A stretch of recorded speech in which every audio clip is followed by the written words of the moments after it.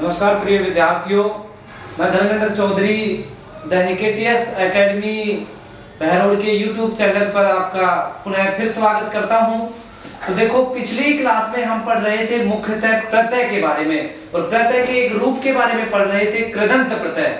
तो कृदंत प्रत्यय का अंतिम भेद था भाववाचक कृदंत प्रत्यय, उसके बारे में पढ़ेंगे आज हम। उसके चार रूप पहले पढ़े थे कृदंत प्रत्यय के। तो कृदंत प्रत्यय के पहला रूप था कर्तावाचक कृदंत प्रत्यय, दूसरा रूप था कर्मवाचक कृदंत प्रत्यय, तीसरा रूप था कर्णवाचक कृदंत प्रत्यय, नंबर 4 रूप था क्रियाबोधक कृदंत प्रत्यय और नंबर 5 है भाववाचक कृदंत प्रत्यय। तो देखो, भाववाचक जो कृदंत प्रत्यय होता है वो कैसा होता है? मुख्य रूप से भाववाचक कृदंत जो प्रत्यय होते हैं, मुख्य रूप से भाववाचक कृदंत प्रत्यय धातुओं के पीछे लगते हैं और मुख्य रूप से जो मूल धातु होती है, मूल शब्द होता है, उनका अंतिम जो वर्ण होता है वो हलंत लगा हुआ होता है। हलंत उसको लगा हुआ मानना चाहिए और उसके प्रत्यय उसमें उन प्रत्यय का योग होना चाहिए। तो मुख्य रूप से अब अगला पढ़ते हैं, कौन सा? भाववाचक कृदंत प्रत्यय। तो देखो, भाववाचक कृदंत प्रत्यय, तो जो भाववाचक कृदंत प्रत्यय है, भाववाचक भाववाचक का रोल निभाएंगे, जिसकी भाव होगी, अवस्था होगी, दशा होगी, उनका रोल निभाएंगे।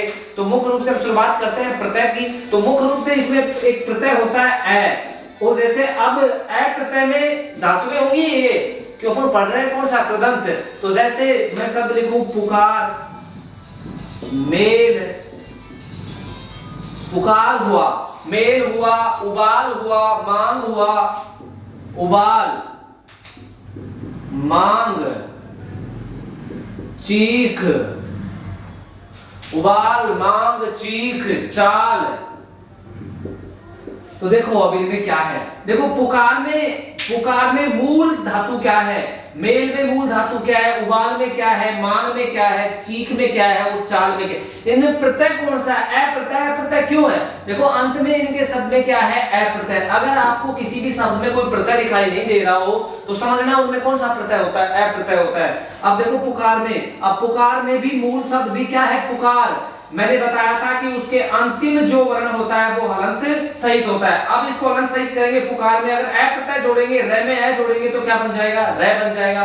ऐसे ही देखो, मेल ना नहीं होता, वो मिलना होता है। तो मेल में, मिल में अगर ए प्रत्यय जोड़ेंगे तो मेल बन जाएगा। ऐसे ही उबाल में ए प्रत्यय जोड़ेंगे तो मुख्य रूप से उबाल बन जाएगा। मांग में ए प्रत्यय जोड़ेंगे तो मांग बन जाएगा। चीख में ए प्रत्यय जोड़ेंगे तो चीख बन जाएगा और चाल में ए प्रत्यय जोड़ेंगे तो चाल ही बन जाएगा। लेकिन मुख्यतः ये हलंत सहित होते हैं। तो ये तो था पहला प्रत्यय, कौन सा? भाववाचक प्रत्यय था पहला, अ प्रत्यय। उसके बाद में अगला प्रत्यय है अक। अब देखो, अक प्रत्यय अपन ने पहले भी पढ़ा था कर्तावाचक में, लेकिन वो कर्ता की भूमिका निभा रहे थे। गायक हुआ, धावक हुआ, ऐसे मुख्यतः चालक हुआ। अब ये मुख्य रूप से भाववाचक संज्ञाओं का रोल निभाएंगे अक प्रत्यय में। देखो, जैसे बैठक, बैठक, उठक, बैठक हुई, उठक हुआ, फाटक हुआ, कसक हुआ, फाटक और कसक। तो देखो, अब इनमें क्या है? मूल शब्द। देखो, बैठक, बैठक में मूल शब्द क्या है? बैठ, बैठना। उठक में मूल शब्द क्या है? उठना, उठ। फाटक में क्या है? फाटना, फाट। और कसक में मूल शब्द कसना, कस। इनमें क्या है? मूल शब्द है, इनके पीछे ना लगाओ, सब हिंदी में क्रियाएं बन जाती है संस्कृत की मूल धातु में। तो ये था कौन सा प्रत्यय? अक प्रत्यय। ऐसे ही अगला प्रत्यय है अत। कौन सा प्रत्यय है? अत। अब देखो, अत प्रत्यय, अत प्रत्यय में क्या होता है? बचत। पूरा का पूरा शब्द क्या है? बचत, चाहत, बचत हुई, चाहत हुई, पढ़त हुई, चलत हुई, पढ़त, चलत और लिखत। बचत और लिखत। अब देखो, बचत में बचना, बच इसमें मूल शब्द है। ऐसे ही देखो, चाह में चाहना तो चाहा, ऐसे ही पढ़त में पढ़ना तो पढ़, ऐसे ही चलत में चलना तो चल, ऐसे ही लिखत में लिखना तो लिख। इनमें क्या अर्थ क्या है? इसमें मूल शब्द है। तो बच, चाह, पढ़, चल और लिख, इनमें क्या है? धातुओं का रोल है। मुख्य रूप से ये होती है कौन सी? भाववाचक कृदंत प्रत्यय। अब अगला प्रत्यय है अन। कौन सा प्रत्यय है? अन। देखो, जैसे चलन हुआ, जिनका जो चलन है, तो चल प्लस अन हो जाएगा चलना। उलझन, ऐंठन, उलझन, ऐंठन। उलझन हुआ, ऐंठन हुआ, घुटन हुआ, फिसलन हुआ, घुटन और फिसलन। तो देखो चलन में चलना, तो चल इसमें क्या है, मूल धातु। उलझन में उलझना, तो इसमें क्या है, उलझ। ऐंठन में ऐंठना, तो इसमें क्या है, ऐंठ। ऐसे ही घुटन में घुटना, तो घुटना, घुटना नहीं, घुटना होता है, घुट। ऐसे ही फिसल में फिसल, फिसलना, फिसल। इनमें ये क्या है, मूल धातुएं हैं। ये सारे के तो सारे शब्द हैं, ये भाववाचक है। कैसे शब्द हैं, भाववाचक शब्द है। इसी वजह से इनको भाववाचक कृदंत प्रत्यय कहा जाता है। कृदंत प्रत्यय क्यों कहा जाता है, इनमें जो मूल शब्द है वो मुख्यतः धातुएं हैं, इस वजह से इनको कृदंत प्रत्यय कहा जाता है। तो अब ये 4 प्रत्यय हुए, इसके बाद में आगे और प्रत्यय के बारे में पढ़ते हैं। अब अगला प्रत्यय है कौन सा, आउ। अगला प्रत्यय कौन सा है, आउ। अब आउ प्रत्यय क्या है, और इसमें देखना क्या है, जैसे दिखाऊ हुआ, चलाऊ हुआ, टिकाऊ हुआ, ये ऐसे शब्द किसके होते हैं, आउ। अब देखो आउ, चलाऊ। अब देखो आ है इसमें आउ, तो दिखाऊ हुआ, चलाऊ हुआ, दिखाऊ, चलाऊ, टिकाऊ, बिकाऊ। अब देखो इनमें मूल शब्द कौन सा है, दिखाऊ में दिखना, दिखाना। देखो दिखाऊ जो दिखने योग्य है तो दिख, चलाऊ में जो चलने योग्य है चल, टिकाऊ में टिकना जो टिकने योग्य है, बिकाऊ में बिकना या बिकना, बिकना। तो बिक इसमें क्या है, मूल शब्द है। तो दिख, चल, टिक और बिक में आऊ प्रत्यय जोड़ा तो दिखाऊ, चलाऊ, टिकाऊ और बिकाऊ शब्द बना। ऐसे ही अगला प्रत्यय है अंतः। अब देखो अतः था थोड़ी देर पहले, अब है अंतः। जैसे रटंत हुआ, भिड़ंत हुआ। देखो रटंत और भिड़ंत, तो देखो रटंत में तो रटना और भिड़ंत में भिड़ना, ठीक है।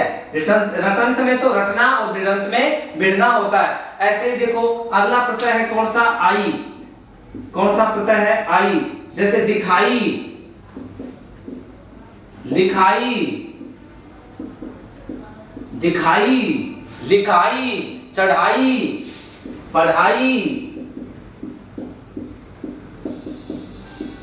तो देखो अभी दिखाई में कौन सा शब्द है, दिख, दिखना या दिखाना, दिखाई। तो दिखाई जो देते हैं, जो दिखते हैं। ऐसे ही लिखना में लिखाई, लिख। चढ़ाई में चढ़ना, चढ़। पढ़ाई में पढ़ना, पढ़। अब ये क्या है, मूल धातुएं हैं, इनके पीछे ना लगाया, क्रियाएं बन गई, इसी वजह से इनको कृदंत प्रत्यय कहा जाता है। उसके बाद में अगला है जैसे आव प्रत्यय। कौन सा प्रत्यय, आव। तो देखो जैसे छिड़काव, छिड़काव, घुमाव, फुलाव। छिड़काव हुआ, घुमाव हुआ, फुलाव हुआ, खिंचाव हुआ, खिंचाव। तो देखो छिड़काव में क्या है, छिड़कना, तो छिड़क। ऐसे ही घुमाव में क्या है, घूमना, घूम है ये, घूम। फुलाव में फूलना, फूलना नहीं, फूल, फूलना, फूल। ऐसे ही खिंचाव में खींचना, तो ये क्या हो जाएगा, खींचना, खिंचाव। ऐसे ही खिंच, फूल, फुल, घूम और छिड़क। इसमें कौन सा प्रत्यय है, आव प्रत्यय। तो ये प्रत्यय हुई यहां तक। इसके बाद 2 प्रत्यय बड़े मोस्ट है भाववाचक के, आवट और आहट। तो इन प्रत्यय के बारे में पढ़ना बहुत ज्यादा जरूरी है। अगला प्रत्यय होगा आहट, आवट और एक बड़ी प्रत्यय भाववाचक। बड़ी प्रत्यय का रोल अनेक जगह होता है, लेकिन यहाँ पर भाववाचक पढ़ रहे हैं तो भाववाचक के बारे में ही पढ़ेंगे। तो मुख्य रूप से जो बड़ी ई, आहट, आवट और बड़ा ई प्रत्यय जो होता है उसको समझना। देखो एक प्रत्यय होता है आहट। कौन सा प्रत्यय होता है, आवट, आहट। और एक प्रत्यय होता है आवट। तो देखो आहट क्या होता है, आवट क्या होता है।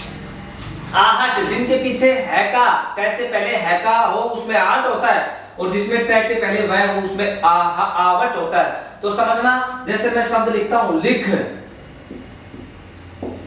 चल, लिख लिखा मैंने, चल लिखा मैंने, थक लिखा, सजा लिखा, सजा, लिख, चल, थक, सजा, दिख। देखो देखो लिख के क्या हो जाएगा, लिखावट। अब देखो ख में आ जोड़ा, आ हो गया, खा हो गया, लिखावट। ऐसे ही चलावट, ऐसे ही थकावट, ऐसे ही सजावट, ऐसे ही दिखावट। तो ये प्रत्यय हुए, ये प्रत्यय युक्त शब्द है। ऐसे ही देखो अब आवट, आवट प्रत्यय जोड़ते हैं। आवट में जैसे घबरा, घबराना, जैसे गुर्राना, मुख्य रूप से जैसे घबरा, घबरा में आवट प्रत्यय जोड़ेंगे तो घबरावट। जैसे चिल्ला, चिल्लाहट, जैसे चिल्ला में आवट, आवट प्रत्यय जोड़ेंगे चिल्लावट। जैसे बिलबिल, बिलबिलाहट जो होता है बिलबिल। अब देखो घबराना, घबराहट, चिल्लाहट में चिल्लावट, देखो वाय प्रत्यय घबरावट। अब देखो ये तो घबरा था, घबरावट, घबराहट होता है या घबरावट होता है? घबराहट होती है, घबराहट। तो मुख्य रूप से ये लिखावट, सॉरी यहां से चेंज होगा, यहां पर वह प्रत्यय है, यहां है प्रत्यय है। देखो यहां वह सब में और यहां है। तो ये होगा घबराहट, ये होगा चिल्लाहट, चिल्लाहट, और ये होगा बिलबिलाहट। कौन सा होगा? बिलबिलाहट। तो ये दो प्रत्यय बड़े खतरनाक थे, याद रखना, आवट और आहट पूछे जाते हैं। जैसे एक अगला प्रत्यय हुआ मुख्य रूप से बड़ी ई, जैसे हुआ बोली, हुआ धमकी, हुआ बोली और धमकी। तो इसमें मूल शब्द क्या है? बोल, बोलना, और धमकी में मूल शब्द क्या है? धमकना, तो धमक। तो ये मुख्य रूप से प्रत्यय हुए कौन से? भाववाचक कृदंत प्रत्यय। तो मुख्य रूप से पहला पार्ट कृत प्रत्यय का कंप्लीट हुआ, भाववाचक कृदंत प्रत्यय। अब अगला प्रत्यय पढ़ेंगे अपन मुख्य रूप से कौन सा? तद्धित प्रत्यय। और तद्धित प्रत्यय भी मुख्य रूप से 6 प्रकार के बताए थे, और 6 प्रकार में वैसे ही रूपरेखा तय करेंगे। सबसे पहला प्रत्यय पढ़ेंगे कौन सा? सबसे पहले वाला प्रत्यय पढ़ेंगे मुख्यतः कर्तावाचक कृदंत तद्धित प्रत्यय। अब देखो कर्तावाचक जो मुख्य रूप से तद्धित प्रत्यय होता है वो किनके पीछे लगते हैं? वो मुख्य रूप से संज्ञा, सर्वनाम और विशेषण के पीछे लगते हैं। क्या इन्हीं के पीछे लगते हैं और किसी के पीछे नहीं लगते? लगते हैं। कुछ शब्दों के मुख्य रूप से अव्यय शब्दों के साथ भी लगते हैं, वो आगे पढ़ाएंगे तब बताएंगे कि अव्यय शब्दों के साथ कैसे लगते हैं। तो मुख्य रूप से जैसे अभी बता देता हूं एक शब्द, तो जैसे पारस्परिक हुआ। अब पारस्परिक में क्या होता है? पारस्परिक, पारस्परिक में परस्पर मूल शब्द होता है, और परस्पर शब्द क्या है? अव्यय शब्द है। तो ये मुख्य रूप से ऐसी बात नहीं है कि संज्ञा, सर्वनाम और विशेषण के पीछे लगते हैं। संज्ञा, सर्वनाम, विशेषण अव्यय पदों के साथ जिनके पीछे लगते हैं और रूप परिवर्तित कर देते हैं, तद्धित प्रत्यय कहलाते हैं। तो अब शुरुआत करते हैं फर्स्ट प्रत्यय से, जिसका नाम है कर्तावाचक, कर्तावाचक तद्धित प्रत्यय। कर्तावाचक तद्धित प्रत्यय। कर्तावाचक तद्धित प्रत्यय में देखो कर्ता की जो भूमिका निभाएंगे और कौन से प्रत्यय होंगे मुख्य रूप से। अब देखो इनको समझना, अब इनके रूप चेंज अपने आप हो जाते हैं, व्यवहारिक लोक प्रचलन के कारण इनके रूप परिवर्तित हो जाते हैं। नियमों का कोई रोल नहीं होता, मुख्य रूप से रूप परिवर्तित हो ही जाते हैं। जैसे मैं पूरे ही शब्द लिखता हूं, लुहार हुआ, कुम्हार हुआ, सुनार हुआ, लुहार, कुम्हार, सुनार, और उसके बाद गंवार हुआ। तो देखो समझना, लुहार में मूल शब्द क्या है? लोहा। कुम्हार में मूल शब्द क्या है? कुम्ह। कुम्ह का अर्थ होता है मिट्टी। अब ये लोहा, ये कोई क्रियाएं नहीं है, तो प्रत्यय कौन सा है? तद्धित, जो संज्ञा, सर्वनाम। अब संज्ञा है, ये कुम्ह भी संज्ञा है, और सोना भी क्या है? संज्ञा है, और गांव भी क्या है? संज्ञा है। तो इसी वजह से देखो गंवार में गांव से मिलकर गंवार बना है, सुनार सोना से मिलकर बना है, कुम्हार कुम्ह से मिलकर बना है, और लोहार लोहा से मिलकर बना है। तो ये मुख्य रूप से कौन सा प्रत्यय था? आर प्रत्यय। तो अगला प्रत्यय हम पढ़ेंगे कौन सा? ईया। अब देखो ईया प्रत्यय क्या है? अब देखो ईया प्रत्यय में जैसे मुखिया हुआ, रसिया हुआ, मुखिया, रसिया, दुखिया हुआ। देखो मुखिया में मुख, इसमें क्या है? मूल शब्द। रसिया में रस, और दुखिया में दुख। अब ये क्या है? मुख, रस, दुख। मुख संज्ञा होने के साथ ये मुख्य रूप से भाववाचक ये संज्ञाएं होती हैं। इसी वजह से इनको क्या कहा जा सकता है? कर्तवाचक तद्धित प्रत्यय। देखो संज्ञाएं हैं, इस वजह से मुखिया, रसिया, दुखिया, ये किसका रोल निभाते हैं? कर्ता का। तो इसी वजह से इनको कर्तावाचक कृदंत तद्धित प्रत्यय कहा जाता है। जैसे अगला प्रत्यय हुआ एरा प्रत्यय। कौन सा प्रत्यय? एरा। अब देखो एरा प्रत्यय में क्या होता है? जैसे घसेरा हुआ, घसेरा, लिखेरा हुआ, जो लिखने का काम करते हैं, घसेरा हुआ, लिखेरा हुआ, बसेरा हुआ, बसेरा हुआ। तो मुख्य रूप से जो बसते हैं, अब देखो घसेरा जो घास का काम, लिखेरा जो लिखने का काम। अब ये लिख यहाँ भी है और वहां भी है, यहाँ भी कर्ता का रोल निभाया है इसने। लखेरा, सॉरी लिखेरा, लखेरा होता है ये, लखेरा, लखेरा। लखेरा में मुख्य रूप से मूल शब्द होता है लाख, जो लाख का काम करते हैं वो लखेरा। बसेरे में जो बासी होते हैं, बास जो निवास करते हैं वो होता है बसेरा। तो बास मूल शब्द है, लाख मूल शब्द है और घास मूल शब्द है। ये कौन सा प्रत्यय था? एरा प्रत्यय था। उसके बाद अगला प्रत्यय है ची। देखो ची बताता है संबंध को। अब जैसे मैं कहूं अफीम ची, नकलची, बावर्ची, अफीमची, नकलची, बावर्ची, मसालची, खजांची। अब इन्हें मूल शब्द कौन सा है? देखो मूल शब्द कौन से हैं? अफीमची में अफीम है, अफीमची में अफीम है, अफीम, अफीमची में अफीम है। ऐसे ही नकलची में नकल है, नकल करने वाला। बावर्ची में बावर है, बावर। और मसालची में मसाल है, मसालची में मसाल। और खजांची में खजाना। क्या है यहाँ पर? मूल शब्द है। इनके पीछे ची लगा, ये शब्द बने अफीमची, नकलची, बावर्ची और मसालची।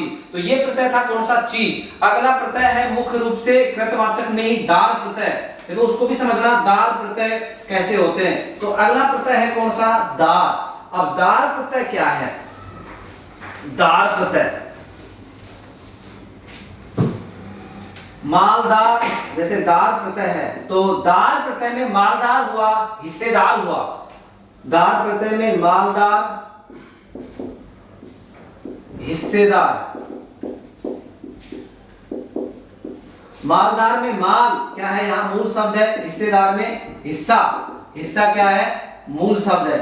तो देखो माल और हिस्सा ये क्या है? मूल शब्द हो जाने के बाद दार प्रत्यय जुड़ा, मालदार बन गया और इससे दार बन गया। ये दार प्रत्यय था। उसके बाद अगला प्रत्यय कौन सा? वाला। कौन सा प्रत्यय है? वाला। जैसे मैं शब्द लिखता हूं दूध वाला, घर वाला, फल वाला, गाड़ी वाला। तो ये मुख्य रूप से इनके पीछे अगर इनको लगाया तो ये शब्द बने। अब इनके पीछे वाला प्रत्यय जोड़ेंगे तो दूध वाला बन गया। ऐसे ही क्या बन जाएगा? घर वाला बन जाएगा। ऐसे ही फल वाला बन जाएगा। ऐसे ही फल वाला और ऐसे ही बन जाएगा गाड़ी वाला। तो मुख्य रूप से ये इनके पीछे ये प्रत्यय लगे तो किसका रोल निभाया? इन्हें कर्ता का रोल निभाया इन्होंने। इस वजह से इनको कर्तावाचक तद्धित प्रत्यय कहा जाता है। उसके बाद में जैसे देखो वान प्रत्यय। अब देखो वान प्रत्यय जैसे शब्द लिखा पुण्य गुणवान, धनवान। गुणवान हो जाएगा, धनवान हो जाएगा, मुख्य रूप से गाड़ीवान हो जाएगा, कोचवान हो जाएगा। तो इनके पीछे वान प्रत्यय जैसे ही लगाया तो क्या बन जाएगा? गुणवान बन जाएगा, धनवान बन जाएगा, धनवान, गाड़ीवान बन जाएगा और कोचवान बन जाएगा। तो ये मूल शब्द यहां तक बने और ये मुख्य रूप से सब किसका रोल निभा रहे हैं? कर्ता का। उसके बाद अगला प्रत्यय कौन सा? हार प्रत्यय। कौन सा है? हार। अब देखो जैसे लक्कड़ हारा, हारा प्रत्यय, लक्कड़ हारा। अब जैसे लकड़ी का काम करने वाला वो लक्कड़ हारा होता है। जैसे पनिहारा, पनिहारा जो पानी का काम करता है वो पनिहारा होता है। तो लक्कड़हारा में मूल शब्द क्या है? लकड़ी। और पनिहारा में मूल शब्द क्या है? पानी। तो मुख्य रूप से ये तद्धित प्रत्यय में पहला प्रत्यय था कौन सा? कर्तावाचक तद्धित प्रत्यय। तो कर्तावाचक तद्धित प्रत्यय कंप्लीट हुआ। अब इसके बाद हम नंबर सेकंड का प्रत्यय पढ़ेंगे, भाववाच्य मुख्य रूप से तद्धित प्रत्यय। तो भाववाचक जो तद्धित प्रत्यय है वो क्या है? मुख्य रूप से ऐसे भाववाचक शब्दों का निर्माण करते हैं जो मुख्य रूप से किसी संज्ञा, सर्वनाम या विशेषण से मिलकर बने होते हैं। तो देखो अब उनको समझते हैं हम, मुख्य रूप से वो कौन से होते हैं। तो अगला प्रत्यय कौन सा है? भाववाचक तद्धित प्रत्यय। तो देखो अगला प्रत्यय भाववाचक तद्धित प्रत्यय। तो अगला प्रत्यय है भाववाच्य, भाववाचक तद्धित प्रत्यय। देखो भाववाचक जो तद्धित प्रत्यय होता है इनमें कौन कौन से होते हैं? जैसे मैं प्रत्यय लिखता हूं अंतर। कौन सा प्रत्यय लिखा? अंतर। जैसे मैंने लिखा मत शब्द लिखा, जैसे मतांतर हो जाएगा। रूप लिखा, रूपांतर हो जाएगा। समान लिखा, समानांतर हो जाएगा। समानांतर, समान से समानांतर, मध्य से क्या हो जाएगा मध्यांतर। अब देखो इनमें मत से क्या हो जाएगा मतांतर, क्या हो जाएगा मतांतर, उसके बाद रूपांतर, उसके बाद समानांतर, समानांतर और उसके बाद मध्यांतर, और उसके बाद मध्यांतर हो जाएगा। तो ये कौन सा प्रत्यय है अंतर प्रत्यय है। उसके बाद में है अगला प्रत्यय आई, और उसके बाद में अगला प्रत्यय है कौन सा आई। अब देखो भला, भला शब्द क्या है विशेषण, बुरा, बुरा शब्द क्या है विशेषण, अच्छा, अच्छा शब्द क्या है विशेषण, अच्छा भला बुरा, ऊंचा चौड़ा, ऊंचा और चौड़ा। अब देखो ऊंचा और चौड़ा। अब देखो इसमें आई प्रत्यय जोड़ते हैं तो क्या बन जाएगा भलाई, क्या बन जाएगा भलाई, फिर उसके बाद में हो जाएगा अगला बुराई, उसके बाद में अगला बन जाएगा अच्छाई, और उसके बाद में अगला बन जाएगा ऊंचाई, और उसके बाद में अगला बन जाएगा चौड़ाई। कौन सा बन जाएगा चौड़ाई। तो मुख्य रूप से ये शब्द बनते हैं आई प्रत्यय के साथ। अगला प्रत्यय आता है आपा। कौन सा प्रत्यय आता है आपा। जैसे देखो आपा प्रत्यय में बूढ़ा हुआ, देखो बूढ़ा, बूढ़ा नहीं होता बूढ़ा होता है, ऐसे ही मोटा होता है मोटा नहीं होता। अब देखो इनके साथ जोड़ते हैं तो बूढ़ा के साथ आपा प्रत्यय जोड़ा तो क्या शब्द बनेगा बुढ़ापा, क्या शब्द बनेगा बुढ़ापा। मोटा के साथ आपा जोड़ा तो कौन सा शब्द बनेगा मोटापा। तो ये आपा प्रत्यय हुआ। उसके बाद में अगला प्रत्यय है आयत प्रत्यय। कौन सा प्रत्यय आयत। जैसे देखो शब्द लेते हैं अपन पंच, पंच में आयत प्रत्यय जोड़ते हैं तो क्या बन जाता है पंचायत। और बहुत शब्द होता है और बहुत में आयत जोड़ते हैं तो बहुत आयत, और टीका में आयत जोड़ते हैं तो टीकायत। जैसे देखो पंचायत, पंचायत, बहुत आयत में बहुत आयत बहुत। ये अब देखो बहुत जो शब्द है वो मुख्य रूप से अव्यय शब्द है। ऐसे ही टीकायत में टीकायत, टीका धन आयत टीकायत। तो मुख्य रूप से यहाँ से ये शब्द बने पंचायत बहुतायत और टीकायत। उसके बाद में अगला प्रत्यय है आस। कौन सा प्रत्यय है आस। मूल शब्द है जैसे खट्टा और मूल शब्द है जैसे मीठा। तो देखो खट्टा का क्या बनेगा खटास, क्या बनेगा खटास, और मीठा का क्या बनेगा मिठास। तो यहां तक ये प्रत्यय थे। कौन से प्रत्यय हैं ये भाववाचक तद्धित प्रत्यय। तो भाववाचक तद्धित प्रत्यय, उसके बाद अब आगे और भाववाचक तद्धित प्रत्यय कौन से उनके बारे में अध्ययन करते हैं। ये मुख्य रूप से 5 भाववाचक तद्धित प्रत्यय के बारे में पढ़ा हमने कि अंतर आई आपा आयत और आस ये क्या है मुख्य रूप से भाववाचक तद्धित प्रत्यय कहलाते हैं। अब अगला प्रत्यय है मुख्य रूप से आहट। अगला प्रत्यय है मुख्य रूप से आहट। तो अगला प्रत्यय आहट, और आहट प्रत्यय थोड़ी देर पहले भी पढ़ा था। आहट प्रत्यय एक भाववाचक भी होता है, वो कृदंत होता है। और अब पढ़ रहे हैं अपन कौन सा प्रत्यय मुख्य रूप से तद्धित प्रत्यय। अब देखो आहट, अब मैंने शब्द लिखा कड़वा। अब कड़वा ये शब्द क्या है विशेषण। फिर मैंने शब्द लिखा चिकना, ये भी शब्द क्या है विशेषण। वहां क्या बता रहे थे उसके बाद में वो क्रियाओं का रोल निभा रहे थे, ये विशेषण का रोल निभा रहे हैं। तो क्या हो जाएगा कड़वाहट, कड़वाहट। तो ये शब्द बना कड़वाहट। ऐसे ही चिकनाहट, कौन सा बना चिकनाहट। तो आहट में कड़वाहट और चिकनाहट ये यहां से शब्द बने। ऐसे ही अगला है ईकी प्रत्यय। अब देखो ईकी प्रत्यय में मूल शब्द है मानव, यंत्र और भूत। अब इनमें ईकी प्रत्यय जोड़ते हैं तो क्या बन जाएगा देखो मानविकी बनेगा। क्या बनेगा मानविकी ईकी प्रत्यय। यंत्र में ईकी प्रत्यय जोड़ा यांत्रिकी बनेगा, और भूत में ईकी प्रत्यय जोड़ा तो भौतिकी बनेगा। तो ऐसे मुख्य रूप से ये प्रत्यय जोड़ा ईकी, ये कौन से बन गए मुख्य रूप से ईकी प्रत्यय के साथ मिलकर बने। अगला प्रत्यय है कौन सा इम। कौन सा प्रत्यय है इम। मुख्य रूप से अग्र, अग्र शब्द है, मध्य शब्द है, पश्च शब्द है। अगर इनमें इम प्रत्यय जोड़ते हैं तो क्या बन जाएगा अग्रिम, और मुख्य रूप से मध्यम, मध्यम मध्यम, और पश्चिम का पश्चिम। तो यहां से ये शब्द बने कौन से इम प्रत्यय के साथ। अग्र हुआ, मध्य हुआ, रक्त हुआ, रक्तिम भी बन जाता है रक्त, रक्तिम। तो ये यहां तक के शब्द थे इम प्रत्यय के साथ। उसके बाद अगला प्रत्यय पढ़ते हैं कौन सा ईमा प्रत्यय। ईमा बड़ा मोस्ट प्रत्यय है। जैसे देखो लाल, लाल से ईमा प्रत्यय जोड़ा लालिमा। ऐसे ही गुरु, और गुरु में ईमा प्रत्यय जोड़ा गुरी गरिमा। और जैसे ही हरित में जोड़ा हरितिमा, ईमा प्रत्यय है हरितिमा बन जाएगा। पूर्ण में जोड़ा पूर्णिमा, अरुण में जोड़ा अरुणिमा, ये मुख्य रूप से यहाँ तक बढ़ते हैं। उसके बाद मधुर में जोड़ा मधुरिमा। अब इनमें ईमा प्रत्यय जोड़ा, लाल से बन जाएगा लालिमा, ईमा प्रत्यय है। गुरु से बन जाएगा गरिमा, गरिमा, और हरित से बन जाएगा हरितिमा, और पूर्ण से बन जाएगा पूर्णिमा, पूर्णिमा, और अरुण से बन जाएगा अरुणिमा, और मुख्य रूप से मधुर से बन जाएगा मधुरिमा।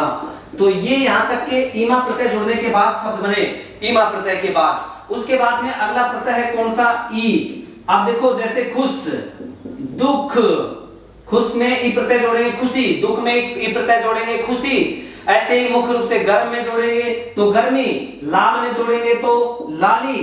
तो मुख्य रूप से इनमें ई प्रत्यय जोड़ने के बाद ये शब्द बनते हैं। दोस्त में जोड़ेंगे दोस्ती, तो इसका क्या बन जाएगा खुशी, दुख का क्या बन जाएगा दुखी, गर्म का क्या बन जाएगा गर्मी, और लाल का क्या बन जाएगा लाली। तो ये यहाँ तक भाववाचक है सबके सब, ये भाववाचक शब्द बने हैं यहाँ तक के। अब उसके बाद में आगे पढ़ेंगे, उसके बाद में 2-3 प्रत्यय शेष है, अब उनके बारे में पढ़ते हैं। अब देखो मुख्य रूप से अगला प्रत्यय मोस्ट प्रत्यय है, उसके बारे में भी पढ़ना बहुत ज्यादा जरूरी है। तो यहाँ तक अपन ने पढ़े कौन से प्रत्यय, आहट, इकी, इम, इमा और ई। अब उसके बाद अगला प्रत्यय पढ़ते हैं ता, बड़ा मोस्ट प्रत्यय है ता प्रत्यय। ता प्रत्यय उसमें क्या है, देखो ता प्रत्यय में जैसे ता प्रत्यय है ता।